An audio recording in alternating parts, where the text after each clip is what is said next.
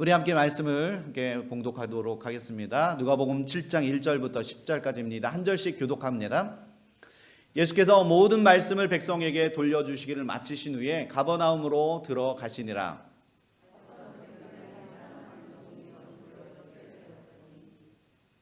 예수의 소문을 듣고 유대인의 장로 몇 사람을 예수께 보내어 오셔서 그 종을 구해 주시기를 청한지라.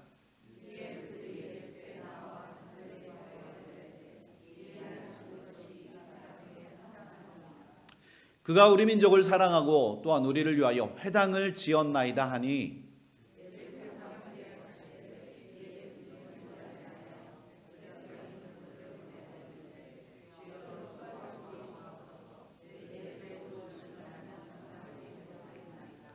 그러므로 내가 주께 나아가기도 감당하지 못할 줄을 알았나이다. 말씀만 하사 내 하인을 낫게 하소서.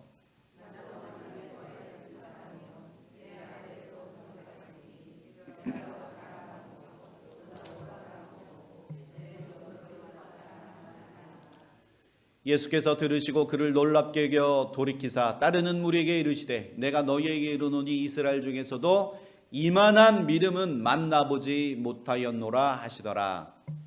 돈에 어떤 사람들이 집으로 돌아가 보매 종이 이미 나아 있었더라. 아멘. 함께 기도하시겠습니다. 살아계신 하나님 감사합니다. 오늘도 우리에게 하나님 당신의 말씀을 우리에게 보내어 주셔서 감사합니다. 하나님 이 말씀을 달게 받게 하시고 이 말씀을 마음에 새겨 하나님 의에 이르는 귀하고 복된 은혜의 시간 될 수 있도록 인도하여 주옵소서. 오늘도 이 말씀을 통해서 하나님 누워있는 자들이 일어나게 하시고 잠자던 자들이 끼어 일어나 하나님 당신의 말씀으로 인하여 살아 숨쉴 수 있도록 주님 역사하여 주옵소서. 하나님께서 각자의 그 심령마다 아버지 하나님께서 말씀하시고 위로하시며 그 마음에 하나님의 그 사랑을 덧입혀 주시기를 소원하며 우리를 죄악 가운데서 구원해 주신 예수 그리스도의 이름으로 감사하며 기도합니다. 아멘.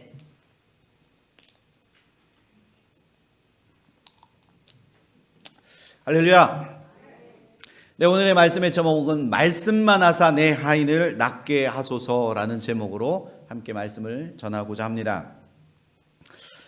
올해는 지난 몇 주간 이제 평지 수훈을 통해서 많은 은혜를 받으신 줄 믿습니다.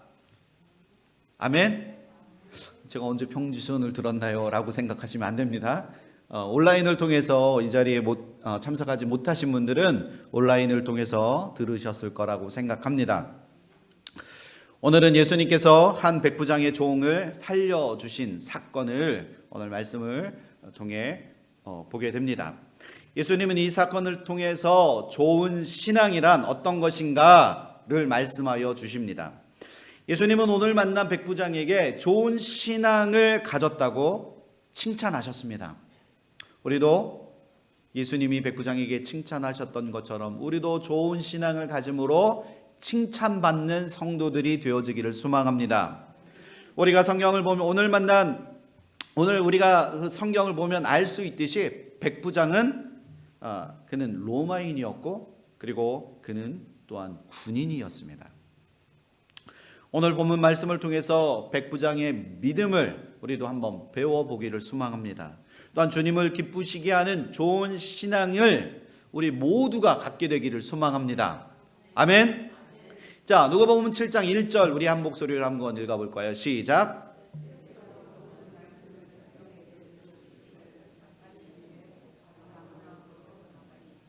아멘. 여기 가버나움이라는 곳은 성경적으로 굉장히 중요한 곳입니다. 예수님은 평지 수훈을 마치신 후에 이제 가버나움으로 들어가셨습니다. 예수님은 6장에서 12 제자를 택하시고 그들을 사도라 칭하여 주셨습니다. 그리고 이들의 신앙이 어떠해야 되는지를 이 평지 수훈을 통해서 가르쳐 주시고 이 말씀을 이제 제자들과 그 자리에 함께한 모든 사람들에게 너희가 사복과 사화를 말씀하시고 그리고 하나님을 사랑하고 내 이웃을 사랑하라 그리고 원수까지도 사랑하라 하시는 하나님의 그 말씀을 다 이제 전하시고 이제 예수님은 이제 가버나움으로 들어가셨습니다. 가버나움은 예수님께서 복음의 역사를 감당하시던 그 갈릴리 사역의 아주 그 중심지였습니다.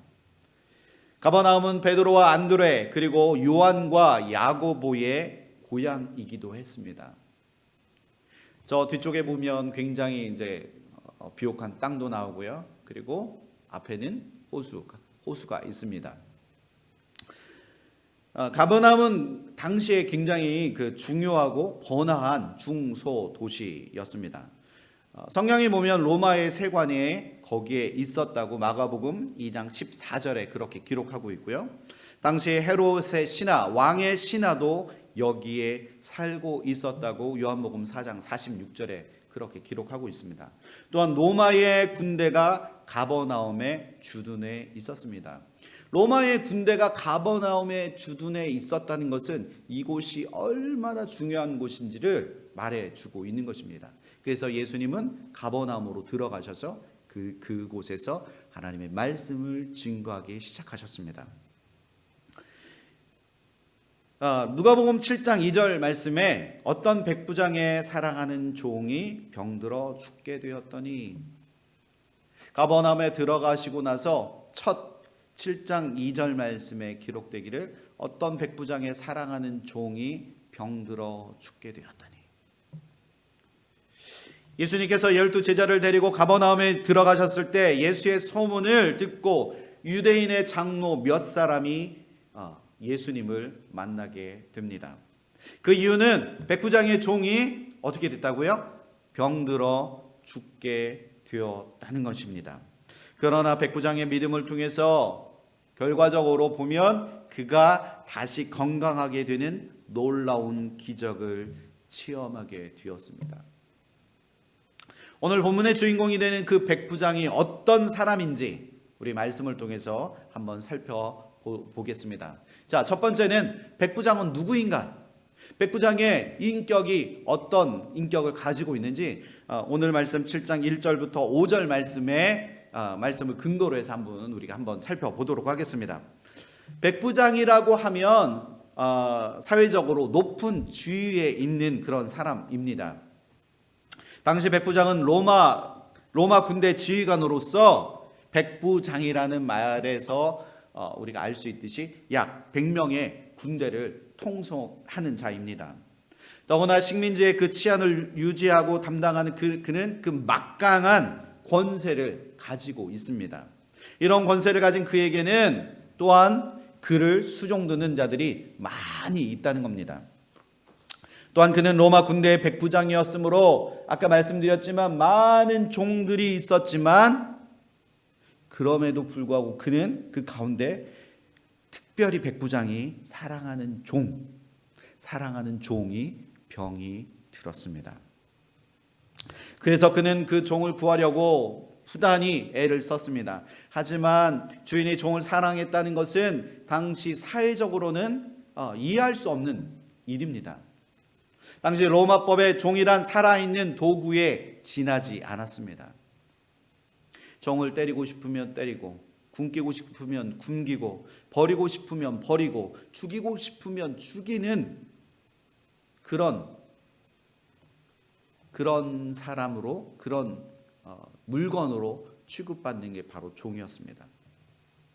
당시 종은 주인의 재산에 속했고 그냥 자기가 생활하는 그 수단에 사용하는 그냥 하나의 도구에 지나지 않았습니다. 그래서 종을 짐승 부리듯 하거나 늙거나 병이 들면 짐승처럼 내다 버리고 묻어 버리기도 합니다. 그렇게 해도 종은 아무런 법적인 그 권리도 주인에게 요구할 수 없습니다. 더구나 식민지의 주둔에 있는 군인들은 굉장히 잔인했습니다. 지금 러시아와 우크라이나의 전장에서 보듯이 러시아 군인들이 마구 우크라이나 시민들을 약탈하고 그리고 부수고 그리고 때로는 정말 해서는 안 될 그런 만행을 저지르기도 합니다. 식민지를 다스리는 법은 이렇듯 굉장히 강경하게 그냥 대충 해도 그만 안 해도 그만 그냥 너그럽게 용서해 주는 것이 아니라 강경하게 나가는 것입니다. 그것이 가장 일반적인 식민지를 다루는 방법입니다. 그러나 본문에 나오는 백부장은 오히려 종을 사랑했다고 그렇게 성경은 기록하고 있습니다. 마태복음 8장 6절에 이르되 주여 내 하인이 중풍병으로 집에 누워 몹시 괴로워하나이다. 아멘. 마태복음에 보면 이 종은 무슨 병에 걸렸나요? 중풍병. 여러분들 중풍병 혹시 보셨나요?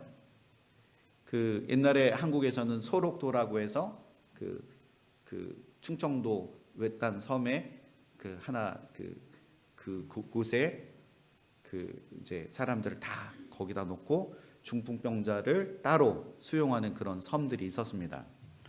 중풍병자는 이제 반신불구가 되고 수족을 마음대로 움직일 수 없게 되는 병입니다. 결국에는 그것을 가만 놔두면 그냥 손이 다 썩어서 이 손가락 자체가 다 없어지는 병입니다. 성경에서 보면 친구들에 의해 들것에 실려온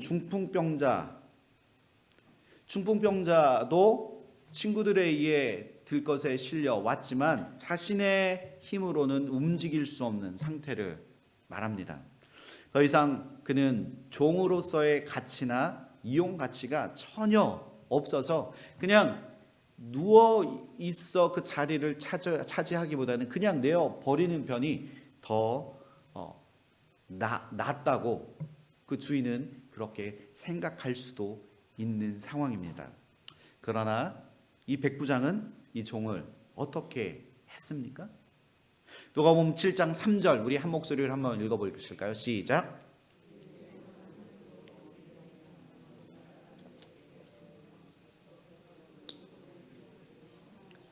자, 예수님 오셔서 이 백부장의 그 종을 구해주세요. 백부장은 자기의 종을 고치기 위한 나름대로의 헌신적인 노력을 하고 있었다는 겁니다. 예수님이 가버나움에 오셨다는 소문을 듣고 유대인의 장로 몇을 보내어서 그 종을 구원해 주기를 청하였습니다. 종을 살리려고 백방으로 노력하였다는 겁니다. 백부장은 가버나움에 오래 주둔해 있으면서 예수님의 소문을 들은 것 같습니다.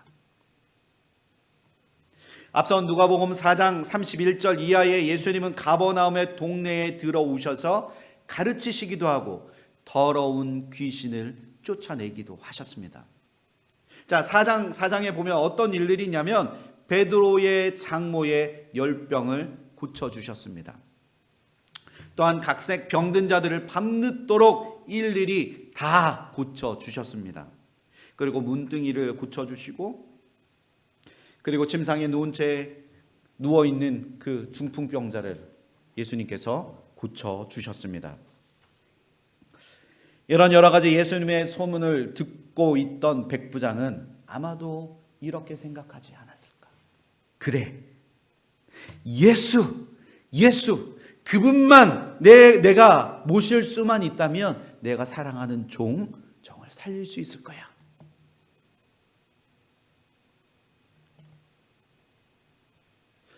우리 안에 어떤 어려움이 있으십니까? 어떤 문제들이 있으십니까? 나의 힘으로는 해결할 수 없는 그 문제들이 내 앞에 당면에 있을 때 우리는 무엇을 찾아 헤매십니까? 세상의 것을 손을 내밀고 그것으로 유익과 만족을 얻기 위하여 그 손을 내미십니까? 오늘 이 백부장의 믿음처럼 그래 예수님만 내가 만나면 이 종을 고칠 수 있을 것이라는 믿음과 확신이 저의 마음 안에 여러분들 마음 안에 있기를 소망합니다. 아멘. 백부장의 마음에는 확신이 생겼습니다. 백부장은 유대인의 그 장로들을 찾아가서 백부장은 찾아갔습니다. 그러나 백부장이 그 장로들을 찾아갔지만 한 가지 그가 생각하고 고려해야 할 것이 있습니다. 백부장은 이방인이었기 때문에 예수님을 직접 찾아갈 수가 없었습니다. 유대 장로들을 찾아가서 예수님을 모시고 오도록 청했습니다.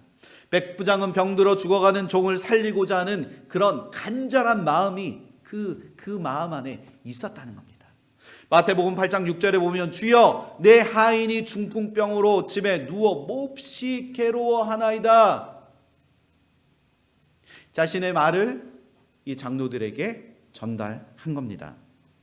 이 말씀을 볼 때 백부장은 그 종의 괴로움을 보고 함께 괴로워하고 있다는 겁니다. 자신이 사랑하는 종의 생명을 구원하기 위해 마음을 다하고 있는 백부장. 그는 인간의 가치를 사회적인 신분이나 그리고 외모나 인간적인 능력에 두지 않았습니다.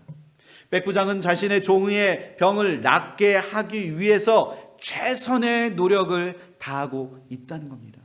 주님은 바로 이것을 귀하게 보신 줄 믿습니다. 우리가 만나는 그 누군가, 우리가 만나는 그 어떤 성도의 아픔, 우리가 만나는 성도의 그 절규하고 신음하는 그 소리에 우리는 만났을 때 그냥 대충 뭐 되겠지 이게 아니라 정말 마음을 다해서 그 가정을 위해서 그 영혼을 위해서 기도해야 할 줄 믿습니다. 사람은 본래 상대방을 만날 때 보면 자기에게 유익이 되는지 먼저 따져 봅니다. 그래서 끼리끼리 만나게 됩니다. 자기에게 손해가 될 만한 사람하고는 상대도 하지 않고 자신에게 도움이 될 만한 사람을 찾아서 만나서 그 사람하고만 만나는 게 우리의 마음, 우리의 그런 모습입니다. 그러나 오늘 본문의 백부장은 손해가 나도 종을 치료하고 사랑하는 모습을 친히 보여주고 있다는 겁니다. 적어도 그리스도인이라면 예수님이 칭찬하시는 이런 백부장의 모습을 닮아가야 되지 않겠습니까? 최선을 다해서 상대를 대하는 삶이 우리의 삶이 되어져야 할 줄 믿습니다. 저는 이상하게 힘들어하는 사람들의 눈이 보이더라고요. 군대에 있을 때 소위 고문관이라고 하는 저희 한 6개월에서 한 8개월 정도 선임이 있었습니다.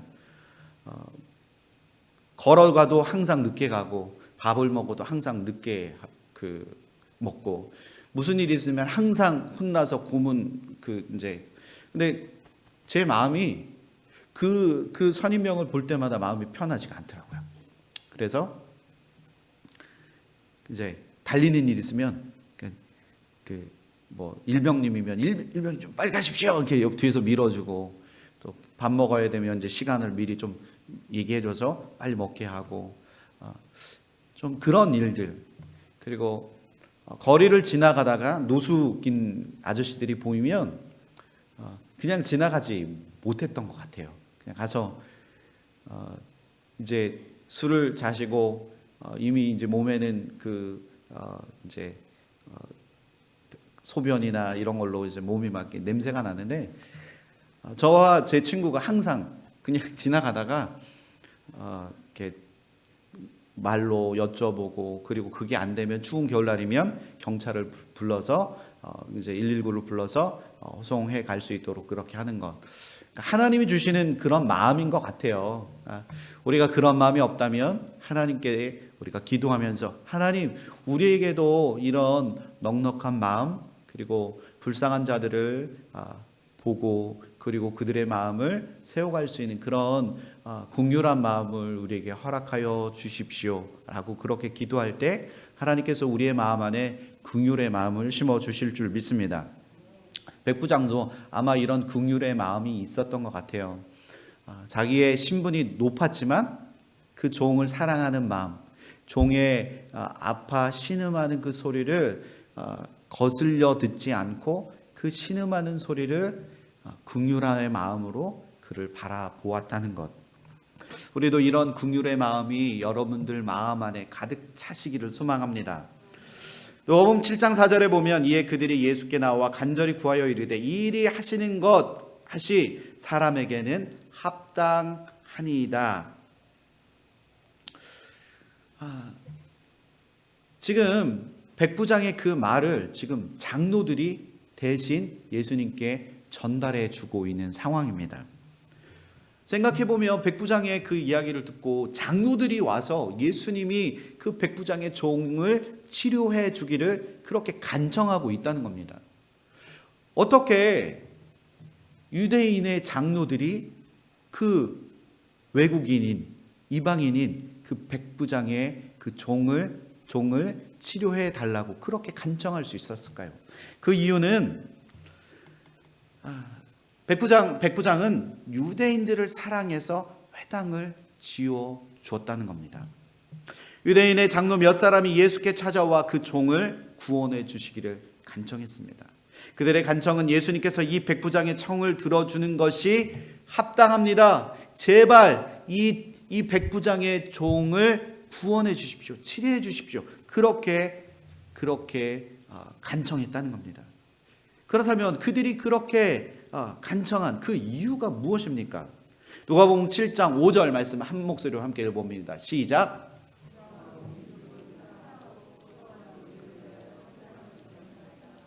아멘. 그는 로마 군인으로서 유대인이 식민지 백성이라고 해서 멸시하지 않았다는 겁니다.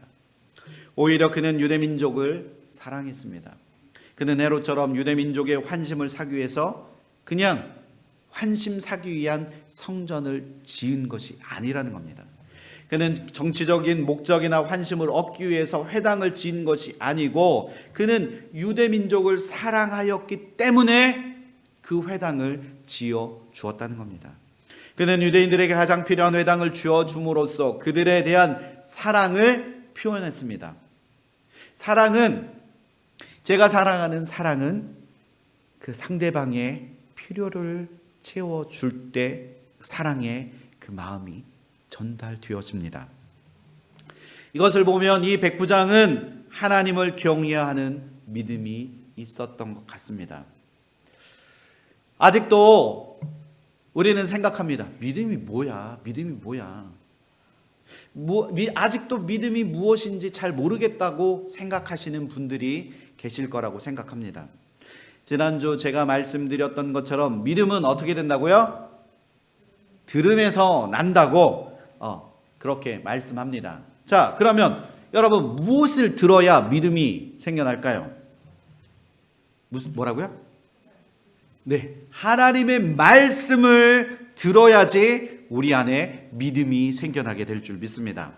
그래서 우리는 살아계신 하나님의 말씀을 듣게 되면 우리는 믿는 자가 되어지고 그것으로 인하여 우리는 구원의 감격으로 인해서 우리는 복음을 전하는 자가 되어질 줄 믿습니다.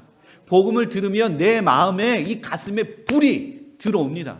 예수 그리스도의 성령의 그 불이 내 안에 들어와서 가만히 있지 않고는 견딜 수 없는 그 구형의 열정이 내 마음 안에 생겨나게 된다는 겁니다. 그래서 만나는 사람들에게 예수 믿으세요. 전에는 어떤 사람에게 예수 믿으세요라고 얘기하면 얼굴이 빨개져서 아무것도 할 수 없는 그런 아주 연약한 자였다면 구원의 은혜가 내 안에 딱 들어와서 믿음이 생겨나면 나도 모르는 그 열정이 내 안에 생겨나게 된다는 겁니다. 저는 이번에 이제 주일 예배를 마치고 메릴랜드까지 갈 때 피츠버로 가는 길을 저는 그 경로를 바꿔서 클리브랜드로 올라갔습니다. 그런데 그곳에 이제 저희 아내하고 아주 오랫동안 이제 만났던 친구가 작년에 미국에 들어왔는데 그 아버지하고 가족들이 그 가정을 방문했습니다.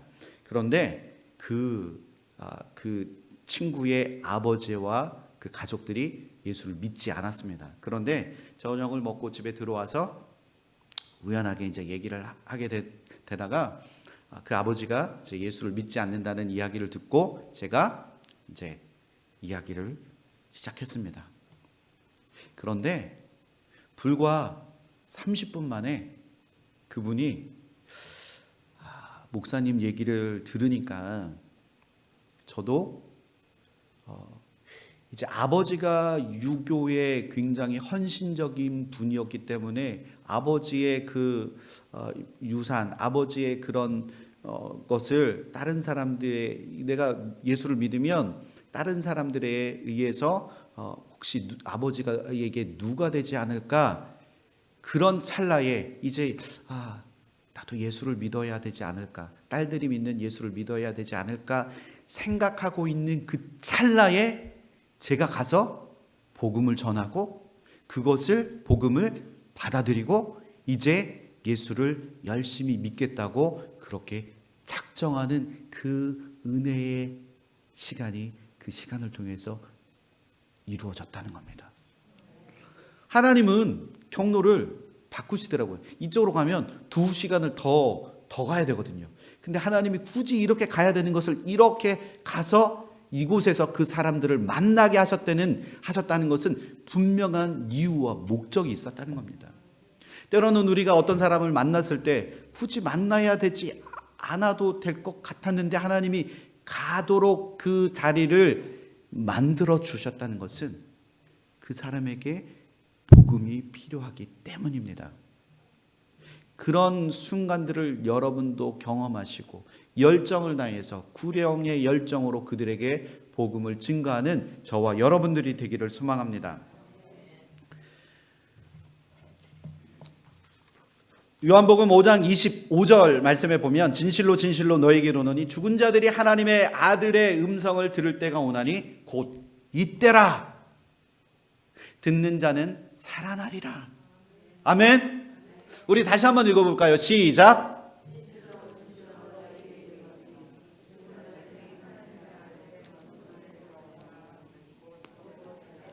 듣는 자는 살아나리라. 아멘. 하나님의 말씀을 듣는 자는 죄에서 사망에서 생명으로 옮겨가게 될 줄 믿습니다. 바로 지금 이때 하나님의 말씀을 듣는 자들은 살아나게 될 줄 믿습니다. 여기 죽은 자들은 아직 주를 믿지 않는 자들입니다. Not yet. Not yet 크리스찬들을 뜻합니다. 이 믿지 않는 이들에게 하나님의 말씀을 전하면 그들이 살아날 것이라고 성경은 말씀하고 있습니다. 교회를 아무리 오래 다녀도 구체적으로 하나님의 말씀을 모르면 우리 안에 그 신앙의 뿌리를 깊게 내릴 수가 없습니다. 그러면 결국 믿음이 제대로 자라나지 않게 됩니다. 그냥 거저 왔다 거저 가는 것이 아니라 하나님의 말씀이 내 안에 생명으로 열매를 맺을 때까지 하나님의 말씀을 듣고 하나님의 말씀으로 인하여서 내 삶을 바꾸고 변화해야 한다는 겁니다. 그래서 결국 그 믿음이 자라게 될 때 우리는 하나님의 자녀가 되어지는 놀라운 특권을 우리에게 허락해 주실 줄 믿습니다. 사랑하는 성도 여러분, 주를 믿고 구원 받으셨다면 우리는 복음을 전하는 일에 최선을 다해야 할 줄 믿습니다. 성령이 그때마다 우리와 함께 하셔서 나에게 더 큰 힘과 능력을 더해 주셔서 믿지 않는 자들에게 복음을 전할 때 강하고 담대하게 그 일을 우리는 감당하게 될 줄 믿습니다. 또 두 번째 백부장의 믿음을 우리 한번 살펴보도록 하겠습니다.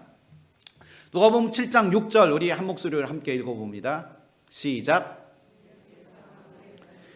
이에 그 집이 멀지 아니하여 백부장이 벗들을 보내어 이르되 주여 수고하지 마옵소서 내 집에 들어오심을 나는 감당하지 못하겠나이다. 아멘. 예수님은 장로들의 그 청을 듣고 백부장의 집으로 이제 막 달려가십니다. 멀지 않은 곳에였기 때문에 백부장의 집으로 찾아갑니다. 그런데 백부장이 벗들을 보내어서 말합니다. 쉬운 성경에 보면 한번 쉬운 성경 보여주시겠어요? 주님, 수고하실 필요가 없습니다. 저는 선생님을 집에 모실 만한 자격이 없습니다. 이렇게 벗들이 와서 예수님께 말합니다. 백부장, 그는 이방인이었습니다. 그래서 그는 예수님이 자신의 집에 들어간다는 것이 율법상 금지된 일임을 잘 알고 있었기 때문에 예수님을 그 백부장의 집에 들어오지 못하도록 했습니다. 종을 사랑했지만, 종을 낫게 하고 싶었지만, 그보다 더 예수님을 배려하는 백부장의 모습을 볼 수 있습니다. 그래서 예수님이 막상 오시자 당신은 유대인으로서 이방인의 집에 들어오심을, 우리 집에 들어오심을 저는 감당할 수 없습니다 라고 그렇게 고백한 것입니다. 백부장은 자신의 인격이나 자신의 신분이나 모든 면에서 도저히 예수님을 배울 자격이 없는 죄인된 자임을 그가 알고 있었다는 겁니다. 그는 예수님을 통해서 참된 자기 자신을 발견하게 된 것입니다. 마치 베드로가 예수님 앞에서 주여 나는 죄인입니다. 나를 떠나소서. 주여 나는 죄인입니다. 나는 주님을 만날 자격이 없는 자입니다. 나를 떠나소서라고 고백하였던 베드로의 고백과도 같습니다.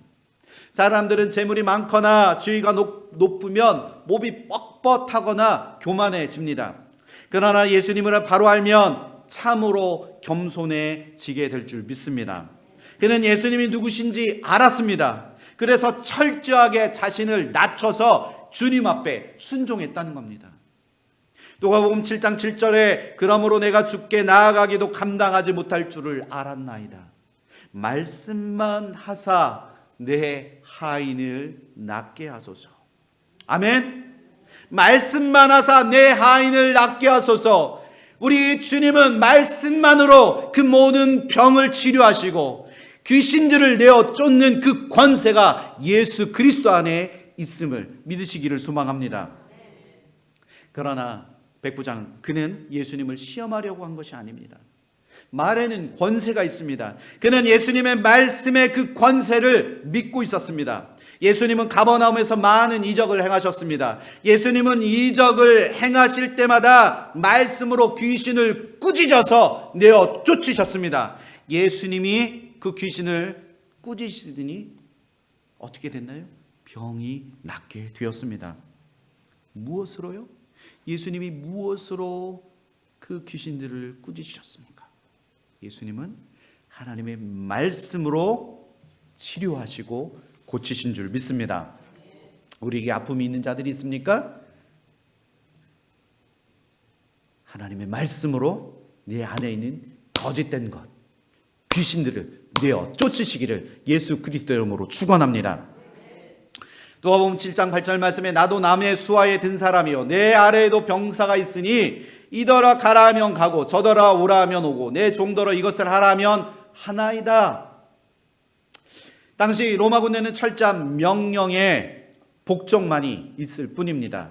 그는 오랫동안 군 생활을 하면서 말의 권세, 명령에 대해서 너무나도 잘 알고 있었던 자입니다.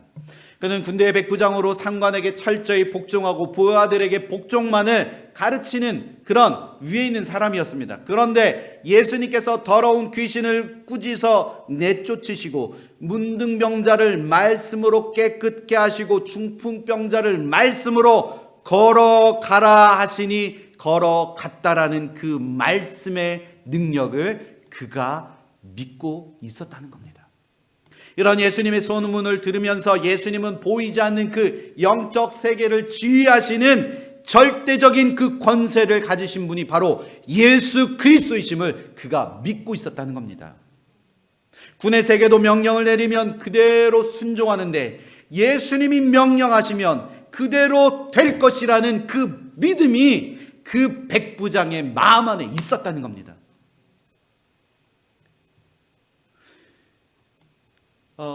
저는 이곳 인디아나에 와서 제가 한 가지 굉장히 감사한 것은 뭐냐면 제가 두통이 좀 많이 있었는데요. 그 두통이 사라졌다는 겁니다. 아멘. 근데 이제 제가 한국에서 이제 제 아내와 같이 루벨에 딱 왔을 때 정말 심한 두통을 좀 경험해봤습니다. 한번 이제 아내가 이제 주아를 낳고 이제 저희 어머님이 한국에서 오셔서 이제 몸조리를 해주고 이제 돌아가시는 날 이제 주아를 이제 다른 아는 집에 맡기고 저희 아내랑 같이 신시내티 공항에 이제 장모님을 모셔다 드렸습니다.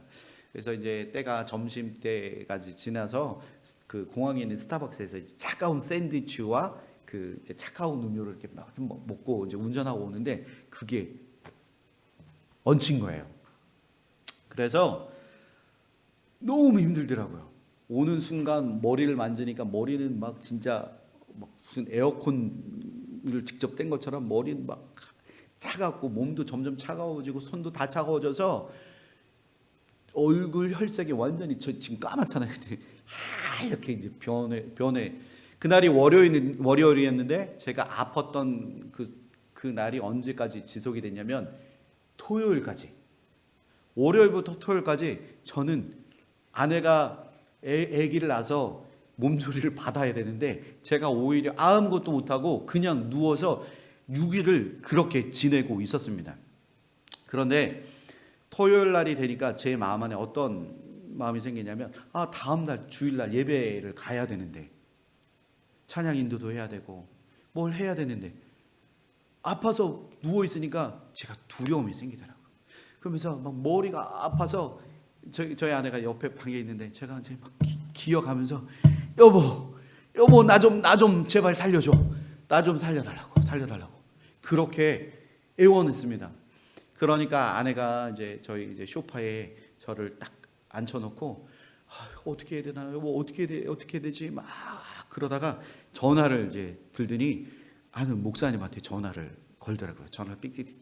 그날이 토요일 한 9시 정도 되는 시간이었는데 전화를 걸고 한참 이제 벨이 울리는데 안 받으시더라고요. 그래서 또 전화하고 전화하니까 결국엔 받으신 거예요. 그러면서 우리 남편이 이래서 지금 너무 아파갖고 목사님 제발 어떻게 우리 남편을 좀 해줄 수 없을까요? 라고 얘기하니까 그 목사님이 기도합시다 그러시더라고요. 그래서 제가 목도 이렇게 세워 놓을 수가 없어서 저희 아내 그 어깨에다가 그 목을 기대 놓고 전화기는 그냥 이렇게 올려놨습니다. 예수 그리스도의 이름으로 악한 것들은 떠나가고 그리고 지금 이 목사님의 악한 것들이 잡고 있는 모든 것들이 떠나갈지어다. 그 대적 기도를 막 하시고 그리고 그 기도가 끝나면서 예수 그리스도의 이름으로 기도합니다. 아멘 하면서 제 아내가 그러더라고요. 전화가 끝나는 순간 제가 갑자기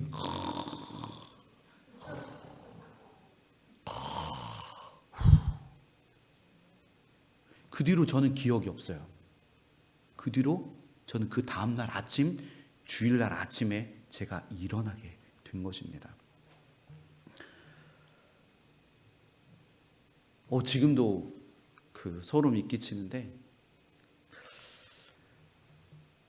원래 목사님이 토요일 날 밤에는 전화를 안 받으신다고 하시더라고요. 그런데 전화벨 소리가 또 울리고 또 울렸을 때 뭔가 그 전화벨 소리에 정말 그 다급함이 느껴져서 그 전화를 받으셨다고 합니다.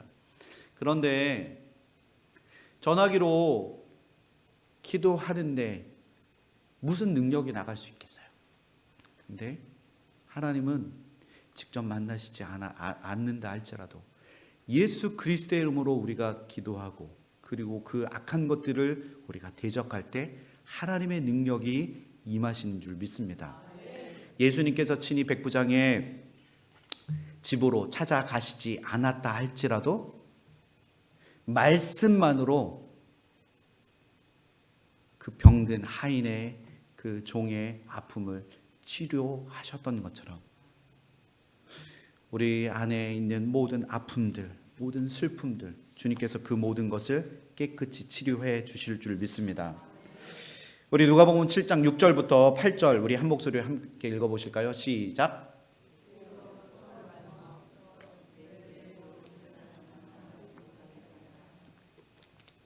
다음. 그러므로 내가 주께 나아가기도 감당하지 못할 줄을 알았나이다. 내 나의 하인을 낫게 하소서. 나도 남의 수하에 든 사람이요 내 아래에 병사가 있으니 이더러 가라 하면 가고 저더러 오라 하면 오고 내 종더러 이것을 하라 하면 하나이다. 아멘. 예수님은 백부장의 이 말을 들으시고 어느 정도로 기뻐하셨냐? 우리 한번 구절을 한번 보겠습니다. 시작.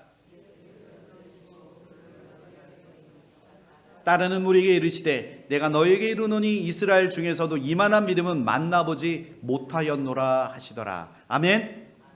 예수님은 그의 믿음을 보시고 굉장히 대단히 기뻐하셨습니다. 여기 놀랍게 여기셨다는 말은 예수님께서 백부장의 말을 들으시고 굉장히 놀라고 그것에 감탄하셨다는 겁니다. 예수님은 백부장의 믿음을 보시고 심히 기뻐하신 줄 믿습니다. 그래서 자신을 쫓는 무리들에게 백부장의 믿음을 칭찬하시고 누가복음 7장 9절에 이스라엘 중에서도 이만한 믿음을 만나보지 못하였노라 라고 예수님께서 그렇게 말씀하십니다. 예수님은 이렇게 말씀을 믿는 믿음을 크게 기뻐하셨습니다. 히브리서 11장 6절 우리 한 목소리 읽어봅니다. 시작. 믿음이 없이는 하나님을 기쁘시게 못하나니. 아멘. 하나님을 기쁘시게 하는 방법이 무엇입니까? 믿는 것입니다. 참된 믿음을 갖는 것입니다. 믿음은 하나님을 기뻐하게 하십니다. 하나님은 우리의 믿음을 통해서 기뻐 받으실 줄 믿습니다. 창세기 15장 6절에 보면 하나님이 아브라함에게 자식을 주시겠다고 말씀하셨습니다. 그러나 아브라함이 그것을 믿었나요? 믿지 않았습니다. 왜요? 왜 믿지 않았습니까? 인간적인 생각으로는 도저히 있을 수 없는 일이기 때문에 믿지 않았다는 겁니다. 그래서 오히려 하나님의 사자가 아브라함을 데리고 밖으로 나가서 밤하늘의 수많은 별과 밤하늘에 하얗게 뿌려진 그 은하수를 가리키면서 내 자손이 이와 같으리라 그렇게 말씀했을 때 그제서야 아브라함이 믿으리라. 아멘. 아브라함이 믿었을 때 하나님이 그 믿음을 의로 여기셨습니다. 그 믿음을 기쁘게 받아주셨습니다.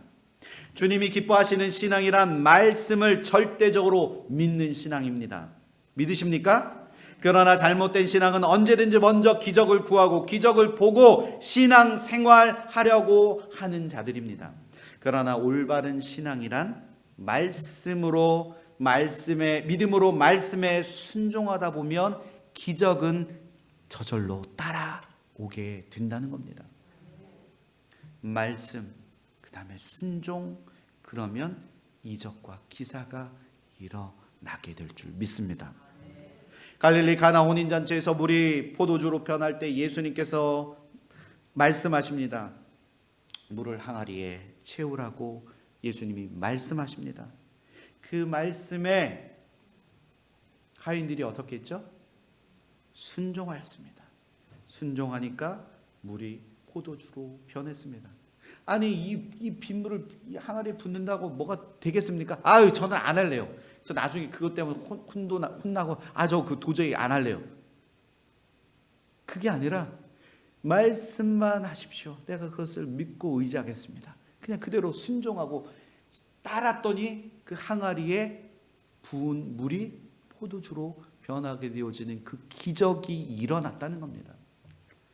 앞서 제가 그 원팀 컨퍼런스에 그걸 말씀드렸는데 한 분의 그 기도, 그 교회는 그 일을 감당할 수 없는, 제가 그 비용이 얼마나 들었는지 그 거기에 있는 내부 관계자한테 들었는데요.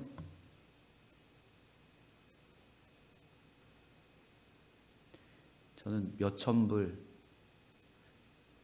들어갔을 거라고 생각했는데 그게 아니더라고요.